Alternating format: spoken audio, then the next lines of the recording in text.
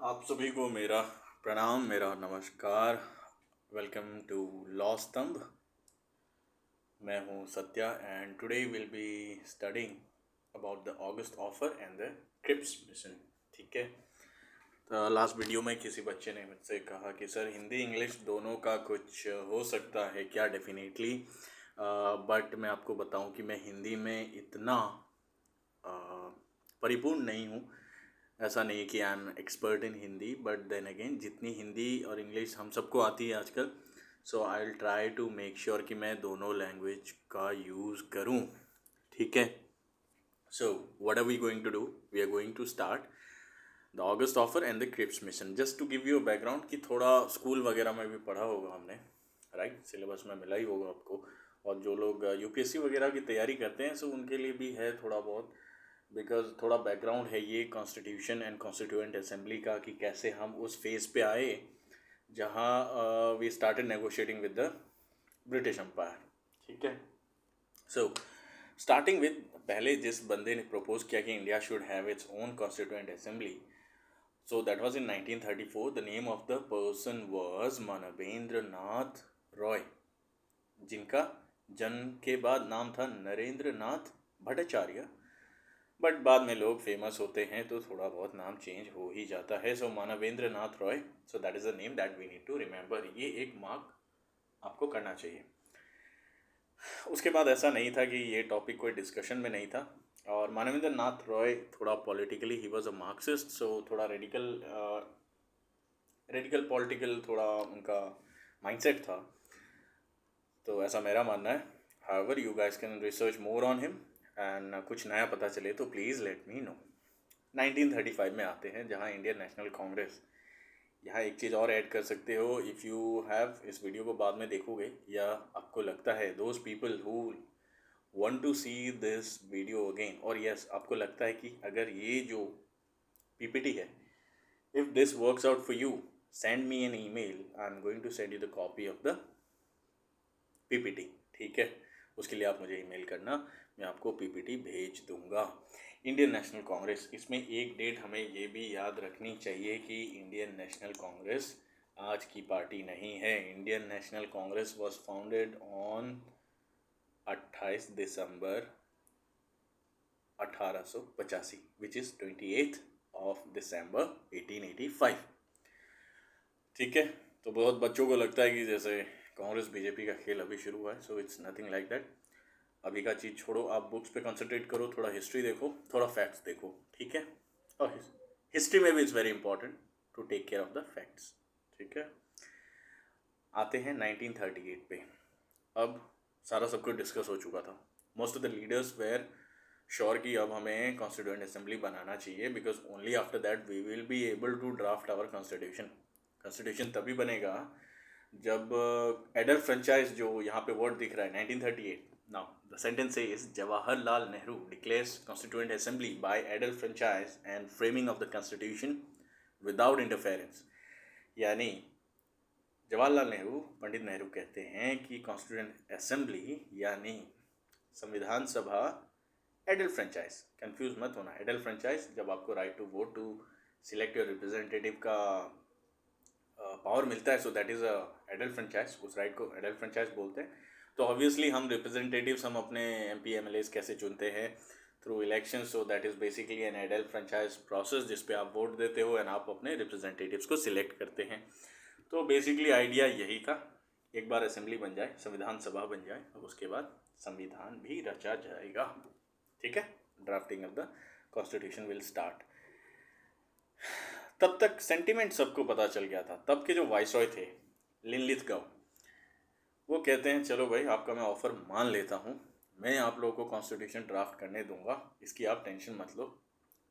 मैं अपने अंकल यानी विंस्टन चर्चिल, जो उस समय के प्रधानमंत्री थे, he was the prime minister of the Britain at that point in time. तो बेसिकली इनका मोटो था क्या?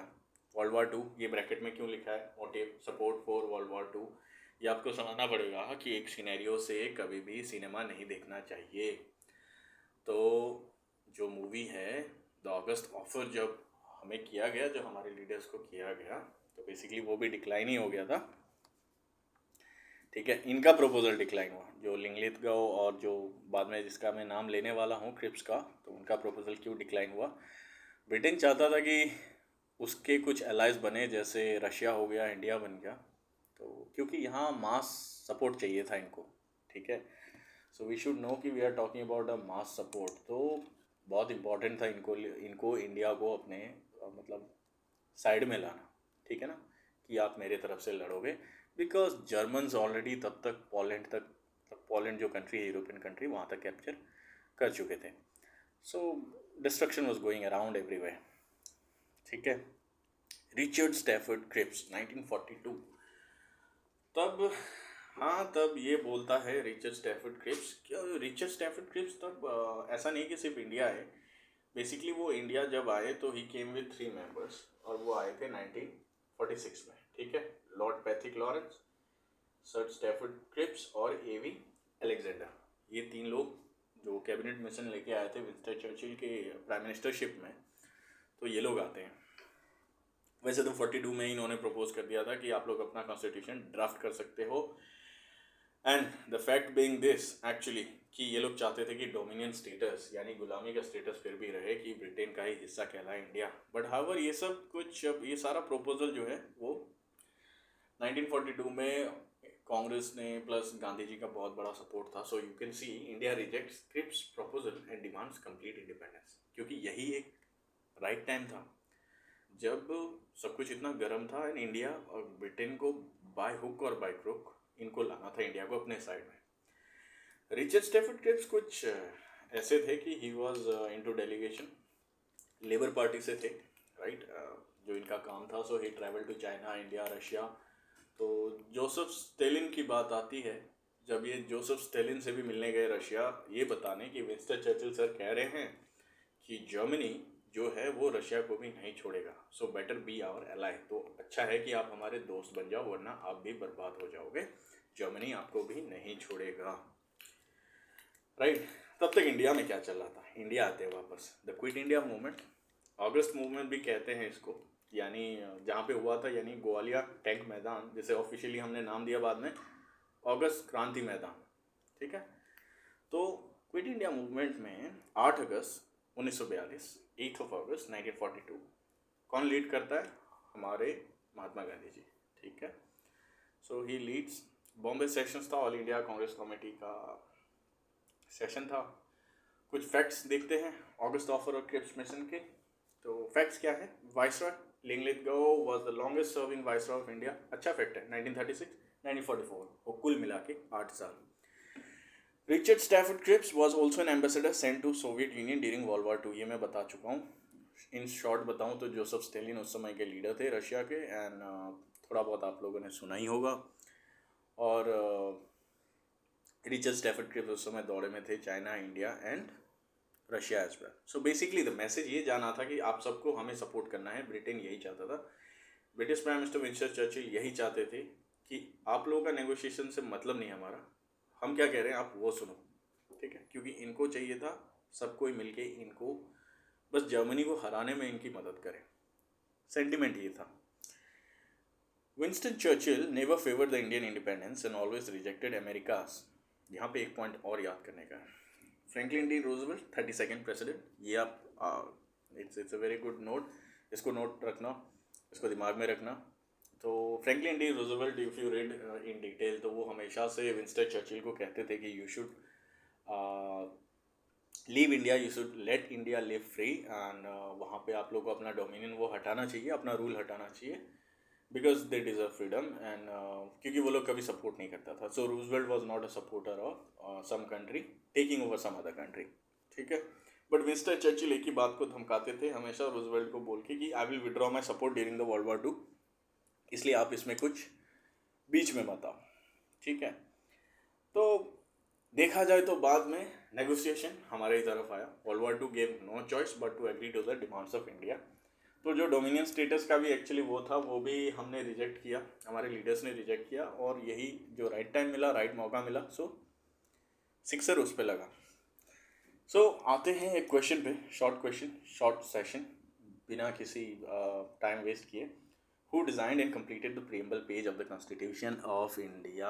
किस बंदे ने पूरे preamble का जो पेज में बाउंड्री वगैरह देखते हो आप, है ना, जो भी डिज़ाइंस किए हुए, वो किया है ब्योहर राम मनोहर सिन्हा ने। ठीक है, और इसकी कैलीग्राफी यानी लिखी जो लिपित इस पर वो किया है ना, जो लिपि बनाया है, दो कैलीग्राफी जो रिटन पार्ट है वो किया है प्रेम बिहारी नारायण रायजादा ने। ठीक है, सो रिमेंबर दैट। और इस पूरे वीडियो में जो क्वेश्चन आपके लिए हैं, इससे पता चल जाएगा कि आप कितने अटेंटिव थे, एंड नहीं भी थे तो आप इस पर रिसर्च करके you will go through the PPT once again. And as I said, अगर आपको लगता है this PPT would be good for you, send me an email, मैं आपको ये पीपीटी भेज दूंगा। ठीक है। He was the member of the war cabinet of the British Prime Minister Winston Churchill, and he carried with him a draft declaration in 1942 with the leaders in India. अपने answers को आप कहाँ छोड़ोगे? Comment पे। ठीक है, do let me know. आपको लगता है कि आप मेरे से ईमेल पे आंसर बताओगे तो वो भी कर सकते हो। तो जस्ट बताने के लिए हिंदी में एक बार बताता हूँ कौन वो व्यक्ति था जो मेंबर ऑफ वार कैबिनेट था। तो उस समय का जो वार के दौरान एक अलग सा वो मिनिस्ट्री बनाया गया था।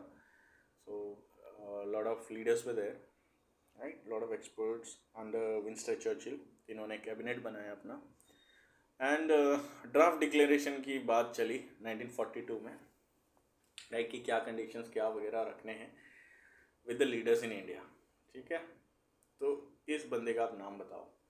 इसमें एक टेक अवे ये भी हो सकता है, और एक मैंने इंडियन मुस्लिम लीग वाली जो एंगल है वो मैंने इसलिए छोड़ दिया because I think it is completely a different story. हाँ, उनमें कुछ इनिशियली उन्होंने मना किया and finally they accepted because they wanted the partition. तो लास्ट जो लॉर्ड माउंटबेटन थे, he was the last viceroy, तो how he designed and did everything, right. तो सब कुछ उस हिसाब से प्लान किया गया, तो वो अलग मांग रहे थे, वो अलग मांग रहे थे, तो वो लंबी कहानी हो जाती, इसलिए मैंने इस पर ज़्यादा मिक्सअप नहीं किया। उसके लिए एक डिफरेंट वीडियो हम बना सकते हैं। एक टेक अवे ये हो सकता है कि the Muslim league was actually formed in the year 1906, 30th of December, 30 दिसंबर 1906। कहाँ बना? ढाका में, प्रेजेंटली जो आज बांग्लादेश का कैपिटल है। ठीक है, सो ये सब चीज़ें याद करने की है। ये सब चीज़ें ऐसा है कि this pointers will help you even if you are trying to construct everything. तो थोड़ा बहुत रिसर्च खुद को भी करना चाहिए, that helps you up in putting everything all together in one picture. ठीक है, तो give me your feedback, give me the answer of the question that has been asked. जो भी आपको पूछा गया इसमें बता दो। एंड यस, पीपीटी अगर आपको लगता है कि आपको हेल्पफुल रहेगा, do send me an email, I will send it to you. Plus at the same time थोड़ा बहुत सपोर्ट आपका मुझे चाहिए, because obviously without the support of each other we are not able to grow. मुझे खुद को और भी अच्छा करना है, so your feedback matters a lot. आपको कैसे क्या पसंद आएगा कंटेंट, आप उस पर भी मुझे बताइए। But of course I will not go anything beyond PPT because I believe PPT में आपका आधा काम आसान हो जाएगा एंड आपको पढ़ने में आसान रहता है। And when you have PPTs in front of you, आजकल वर्चुअल पेन भी यूज़ करके you can make notes of thing, right. तो बहुत सारा पॉइंटर्स उसमें भी ऐड कर सकते हैं आप लोग। तो ऐसा नहीं कि जो कुछ लिखा है मैं उसी पे बात करता हूँ, so we always will keep on adding something extra. So thank you so much for your time. I hope कि इससे ज़रूर कुछ सीखने को मिला है। Do like,